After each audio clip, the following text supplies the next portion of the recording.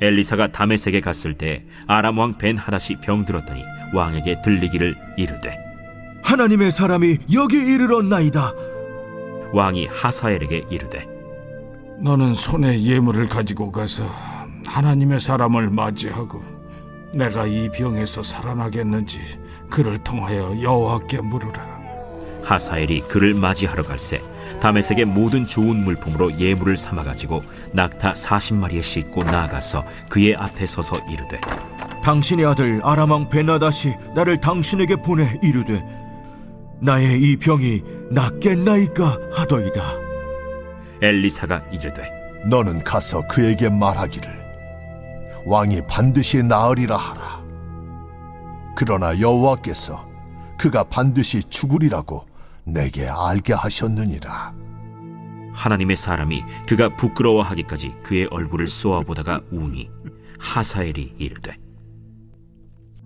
내 주여, 어찌하여 우시나이까? 내가 이스라엘 자손에게 행할 모든 악을 내가 알미라. 내가 그들의 성에 불을 지르며 장정을 칼로 죽이며 어린아이를 맺히며 아이벤 부녀를 가르리라. 당신의 개 같은 적이 무엇이기에 이런 큰 일을 행하오리이까? 여호와께서 내가 아람 왕이 될 것을 내게 알게 하셨느니라. 그가 엘리사를 떠나가서 그의 주인에게 나아가니 왕이 그에게 묻되 엘리사가 내게 무슨 말을 하더냐? 그가 내게 이르기를 왕이 반드시 살아나시리이다 하더이다. 그 이튿날에 하사엘이 이불을 물에 적시어 왕의 얼굴에 덮음에 왕은 죽은지라. 그가 대신하여 왕이 되니라. 에브리데이 썬데이, 우리의 매일을 썬데이로 세팅하라. 할렐루야. 오늘 선셋 메시지를 통해서 은혜의 새날을 노래하는 우리 모든 성도님들 되시기를 축복합니다. 여러분, 엘리사의 시대 아람은 이스라엘의 접경국이자 강대국이었죠. 이 아람의 베나닷 왕은 일생 선지자 엘리사를 눈의 가시 같은 원수로 생각했습니다. 하나님을 멸시하며 하나님의 선지자를 죽이려 했죠. 강팍한 심령으로 하나님은 안중에도 없었고 자기 왕국과 자기 권자를 위해서 혈안이었던 인물, 그가 바로 베나닷 왕입니다. 이스라엘을 끈질기게 괴롭히면서 두 번의 큰 침공을 강행하였지만 그때마다 이스라엘을 도우시는 하나님으로 인해서 아람 베나닷 왕은 대패하였고 끝끝내 그는 하나님 앞에 바로 서지 못했습니다. 대패할 때마다 하나님께서 그에게 회개의 기회를 주신 것이지만 그는 회개하지 못한 채 병들어서 쓸쓸히 이제는 죽음의 길목으로 내려가고 있습니다.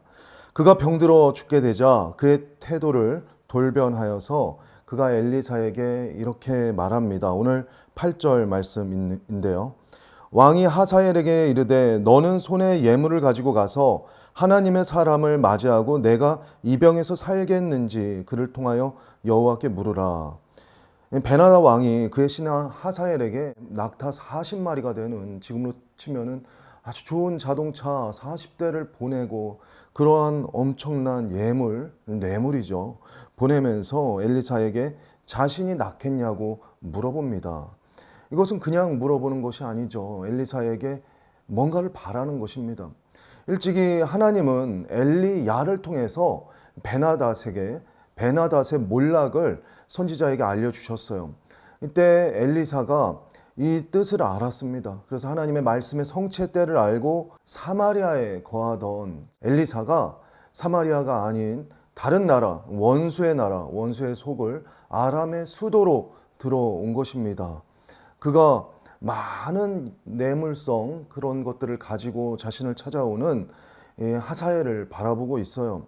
하나님의 섭리 안에 그가 원수의 소굴로 들어왔는데 오히려 하나님께서 예비하신 계획 안에서 그 원수가 뇌물성 모든 것들을 가지고 와서 머리를 조아리면서 묻는 것입니다. 이 병에서 우리 왕이 살겠습니까? 하사엘이 베나닷 왕의 명을 받아서 묻고 있습니다. 하나님께 물어봐 주라 이렇게 물었던 이 베나닷의 태도는 믿음의 태도라고 할 수 없습니다. 자신을 내 미래를 위해서 점치는 우상 행위와 같은 것이죠. 하나님보다 자신을 더 사랑하고 하나님보다 자신을 더 중요하게 일평생 살았습니다. 어느 때고 그 신앙의 중심과 마음은 하나님을 향해 있지 않았고 자기 자신을 향해 있었습니다. 그것이 바로 베나다 왕의 우상 숭배고 마지막 순간에도 자신을 위해서 물어보기를 원했던 베나닷의 본 마음입니다. 여러분, 모든 죄의 싹이 되는 교만이 자랄 수 있는 터전, 그것이 바로 우리 심령인데요. 그 심령 안에 나 중심으로서 사고하고 나 중심으로 구하고 나 중심으로 계획하는 그 모든 것이 바로 우상 숭배의 바탕이 될 수 있는 것입니다. 베나다 왕은 자신을 위해서 살았고 자신을 위해서 전쟁을 치렀고 자신을 위해서 무고한 자들을 해하기를 주저하지 않았습니다. 자신과 자신의 왕국을 위해서라면 수단과 방법을 가리지 않았어요. 하나님의 심판의 때에 이제 그의 생의 불꽃이 사그러들고 있습니다. 그는 하나님의 사람 엘리사 앞에 이제야 머리를 조아리면서 말을 하는데요. 그 말과 행동, 그것은 신앙이 아니라 위선입니다. 죽음을 직감하자 이 모든 것들을 싸들고 보내서 내가 살지 죽을지 알려달라. 그것은 그저 알려달라는 뜻이 아니죠. 내가 죽게 생겼으면 이것을 받으시고 나를 위해서 살게끔 기도해 달라는 내물성 청탁 아니겠습니까? 끝까지 자기 중심, 자기 아니밖에 없습니다. 하나님의 뜻과 거룩하신 주님 앞에 자신의 불순종과 죄악을 얼룩진 자기 삶을 토로하며 회개하는 모습은 찾아볼 수 없습니다. 온갖 우상에게 자기 자신을 위해서 복 빌었던 것처럼 이제 죽음을 앞두고 여호와 하나님 앞에 자신의 살 길을 빌어달라고 하고 있어요. 또 다른 우상 숭배의 모습이 아닐 수 없습니다. 여러분, 팀 켈러 목사님은 사람의 마음이 우상 공장이다 라고 말을 했어요. 사람의 마음이 우상 공장이다. 내 마음에 바라고 생각하기 꼭 그 바라는 그대로 주시는 하나님. 내 마음의 모든 것들이 나를 향해 있고 나 중심, 자아가 충만해서 내가 원하고 바라는 꼭 그 모습 그대로 하나님을 바라보는 것이죠. 그 모습 그대로 딱 원하는 그 시점과 그 응답의 모습대로 이루어 주셔야 하는 하나님. 그것이 바로 사람이 갖는 신앙의 우상 숭배의 행위입니다. 여러분, 우리가 바라는 모든 것들, 우리가 꿈꾸고 소망하는 그 모든 것들 잠잠히 하나님 앞에 가져가서 우리의 자신을 비출 수 있어야 할 줄로 압니다. 우리가 불신의 공기 속에서 이 세상 하나님이 아닌 다른 것들을 더 앙망하고 숭배하는 문화 속에서 숨쉬고 있잖아요.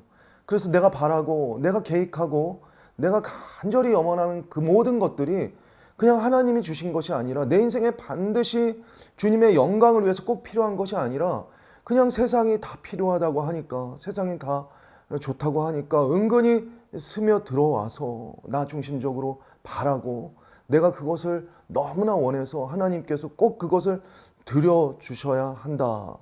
그 욕망이 투영된 하나님을 찾고 구할 때 그것은 진실한 신앙이 아니라 왜곡된 신앙의 모습이다라고 할 수가 있습니다.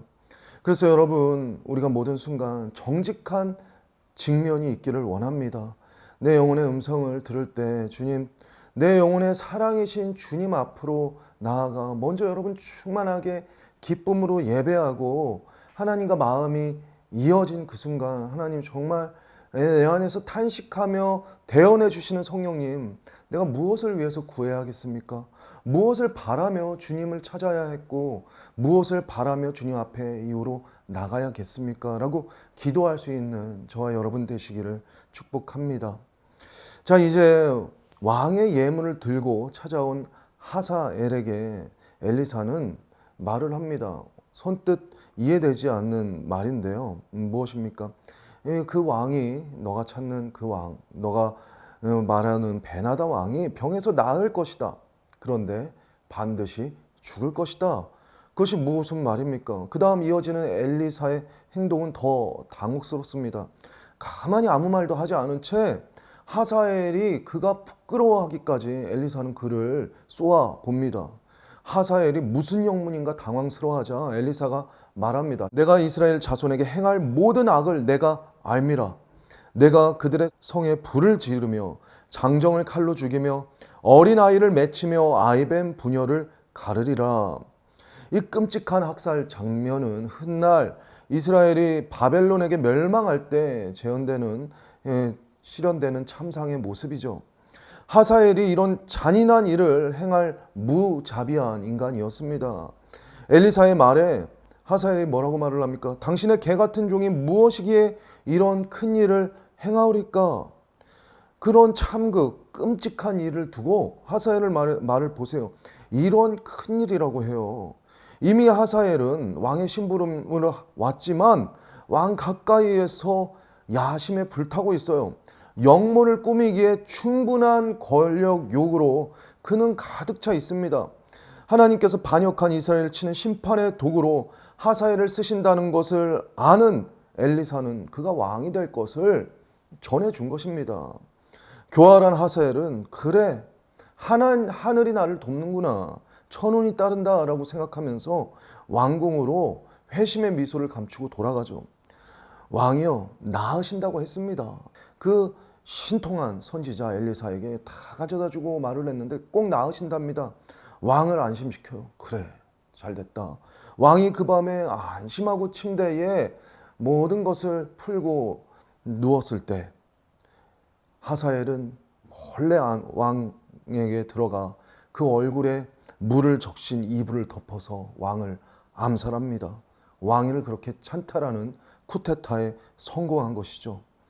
여러분, 100년 만년 살 것처럼 자기 왕국, 자기 왕권에만 눈을 멀고 나만 부르짖었던 베나닷, 끝까지 하나님을 중심의 마음으로 찾고 자신의 모습의 욕망과 자기 중심의 모든 것을 회개하지 않았던 베나닷, 그 삶의 결말은 너무나 허무했습니다.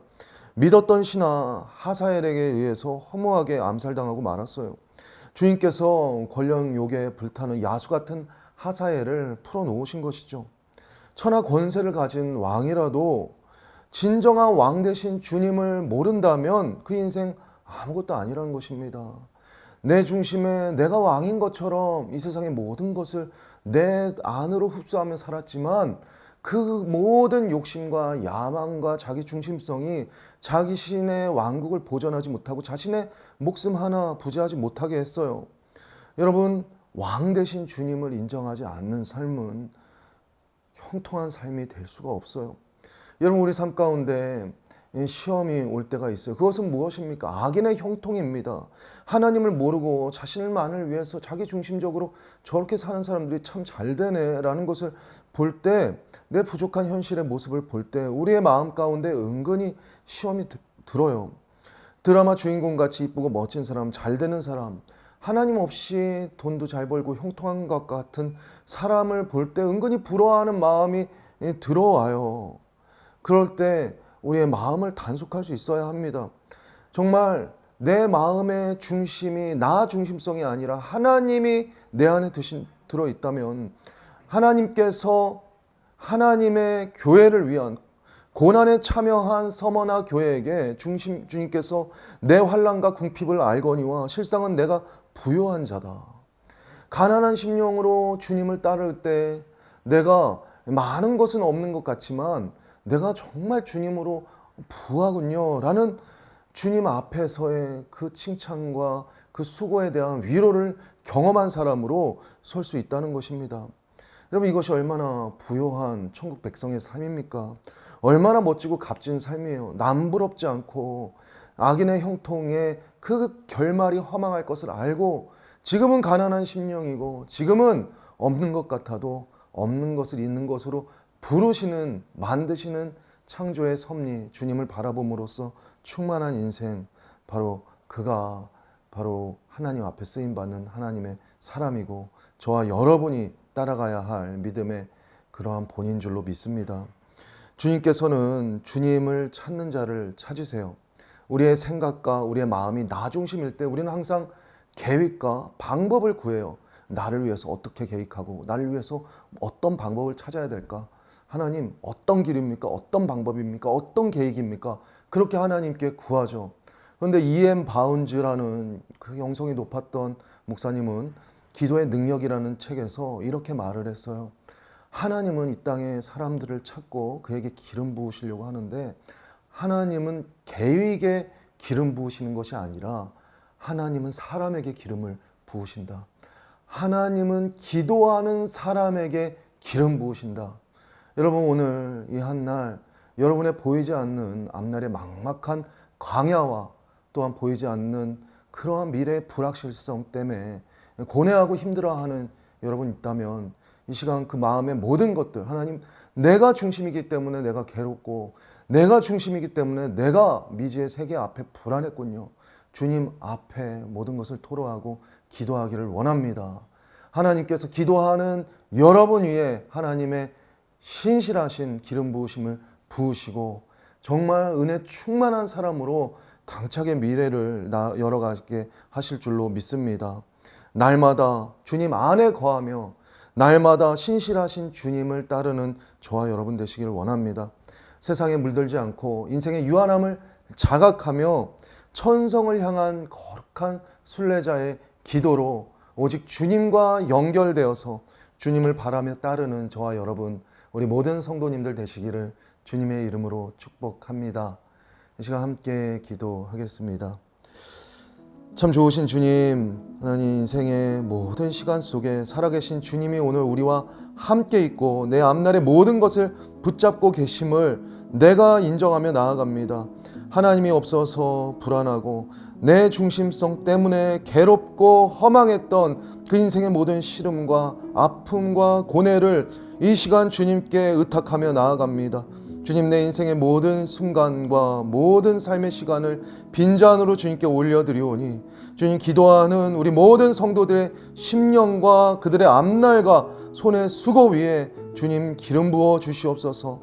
하나님의 선한 손길로 이들의 모든 삶이 주님 뜻대로 주님의 원하시는 그 길대로 순항하고 안전하고 평온하기를 소망하오니 주님 인도하여 주시고 역사하여 주시옵소서. 그렇게 우리의 모든 길을 인도하실 주님께 살아계신 예수님의 이름으로 기도드립니다. 아멘.